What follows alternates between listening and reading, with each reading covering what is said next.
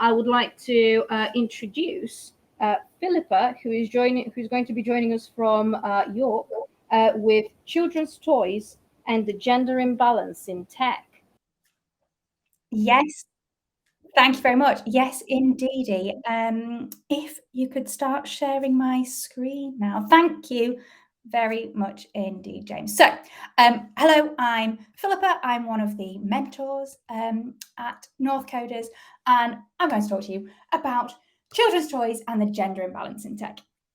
So let me start with where the inspiration from this talk came from. So I used to be a primary school teacher, so I have lots of experiences with children between the ages of 4 and 11. I am someone who watches an inordinate amount of children's TV, considering that I am a childless adult, and I am someone who cannot help but observe everything with a critical feminist eye. So while watching children's TV, what particularly irks me and riles me are the adverts for the children's toys in between the cartoons, and just how gendered they are. So when I'm watching these adverts, it is blindingly obvious to me that one of the reasons that there is such a gender imbalance in tech is down to children's toys. So let me show you a couple of images from my cursory search of Google using the terms girls' toys and boys' toys. So the images on the top were what came up when I searched girls' toys, and the images at the bottom what came up when I searched boys' toys. And when I look at these pictures, all I can think about is how explicitly gendered they are. All of those gender stereotypes are exploited. So for the girls' toys, it's all about childcare and homemaking, this pink being an overwhelming theme, these appearance-based toys like the hairdressing set. Whereas for boys, they're science-minded. They fuel a child's curiosity. They're more action-based. They have got this more blue theme running through them. And children and adults alike, we're bombarded with these images, be it toys, adverts, TV, movies, pencil cases, lunchboxes, conversations with friends, family, teachers. And the message is pretty much the same from all of these places. The message is telling children what is appropriate for a girl and what is appropriate for a boy. And girls aren't seeing themselves represented in huge swathes of children's toys, meaning that they aren't having those same experiences in childhood, developing the same skills, the same interests as boys are. And that's something that I think is meaning they're missing out on real opportunities in a huge career sector. So studies have shown that by the age of 7 or 8, children have already absorbed ideas about what jobs men and women are supposed to have. And these ideas are only compounded by the toys they see in the shops or on adverts on TV. A study by the Institute for Engineering and Technology, they did a study of search engines and toy retailers' websites, and they found that of the STEM toys available, 31% were listed specifically for boys, whereas only 11% were listed for girls. And this is only taking into account those which were explicitly listed for a particular gender, not taking into account how these toys were marketed and the coding of these toys. And when I say coding, I mean using, for example, this pink color to market it to say that it's for a girl, and blue and whatnot to say this toy is for a boy, even without having to say on the box, this is a boy's toy, this is a toy for girls. So this isn't just an issue on websites and search engines.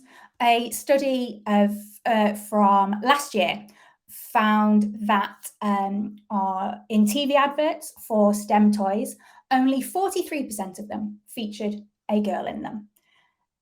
So over half of adverts for any sort of science, technology, engineering, and maths toys don't feature a girl. This, however, is a huge improvement from the 2015 data when only 9% of adverts for STEM toys featured a girl. So over 90% of adverts for any sort of scientific toy didn't feature a girl. And there's clearly an imbalance in the way toys are marketed to children, but is there any link between those toys and the careers that these children will choose in adulthood? Luckily for this talk, for you, for us, for the next 8 minutes, yes, there is. I thought it was all in my head, but no, research has been done. Studies have identified this link, that the underrepresentation of women in tech and the toys that children play with, it's a real thing. So this first quote comes from a study in 2016, stating that societal stereotypes driving these gendered listings, i.e. the listings of toys and adverts and so on, could be having a knock-on effect for the next generation of engineers, especially girls, impacting their future career choices.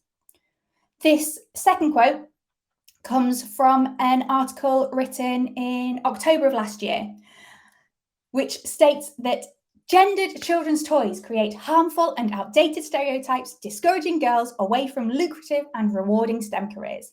I don't know whether you have a favourite quote from a scientific journal, but this is mine.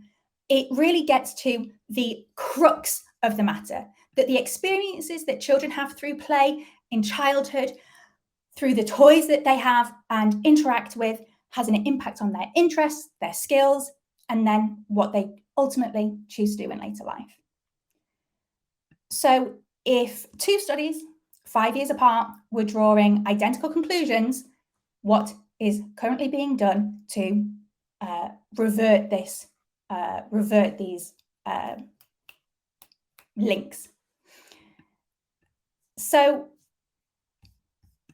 again, in October of last year, California became the first US state to legally require large shops to have a gender-neutral toy section.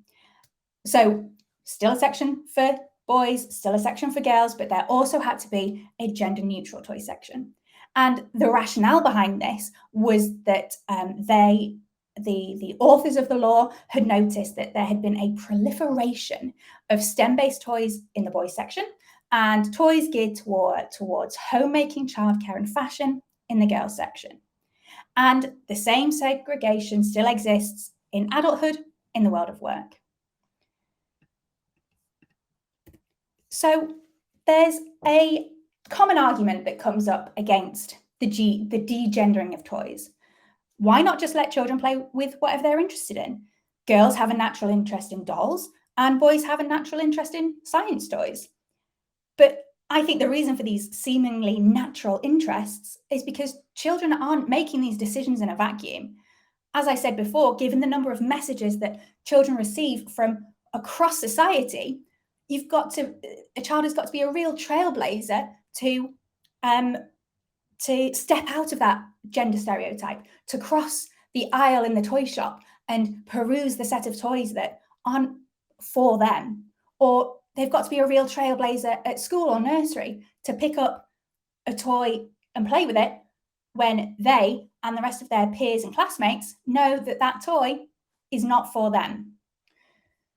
The fantastic organisation Let Toys Be Toys makes a really excellent point that even if the marketing of a toy isn't enough to put a child off playing with it, then the potential bullying, name calling, teasing that might result from that really innocent act of picking up a toy that they actually really want to play with is more likely to put them off playing with that toy. They're not thinking about, oh, if I picked up this robot, maybe it will inspire me to have a career in robotics. They're more likely thinking about what their friends will say. And they also pick up on this link of children's toys and the gender imbalance in certain areas. And they say that these stereotypical notions can then be very hard to shift and can, for instance, feed into the low numbers of girls taking STEM subjects and men entering professions such as childcare. And this is another excellent point, that all genders are missing out on equally valuable experiences. And I feel just as passionate about boys being encouraged to play with dolls and hairdressing sets, homemaking role play, and thinking about all of the skills like language and empathy and social skills that comes with that sort of play. But because this is a tech-based talk, I've chosen to focus on one side of the argument. But really, if all children were given equal messaging about what toys are suitable for them, i.e. all toys are suitable for all children, then only good things can come from it. Additionally, it's worth noting that in the research that currently exists, non-binary adults and non-binary children aren't represented in the discussion, when really they should be at the center of the conversation and the justification for degendering toys. So hopefully that's another thing that will change as this conversation progresses. But in summary, the degendering of toys can only create a more open, tolerant, and equal society. Thank you very much.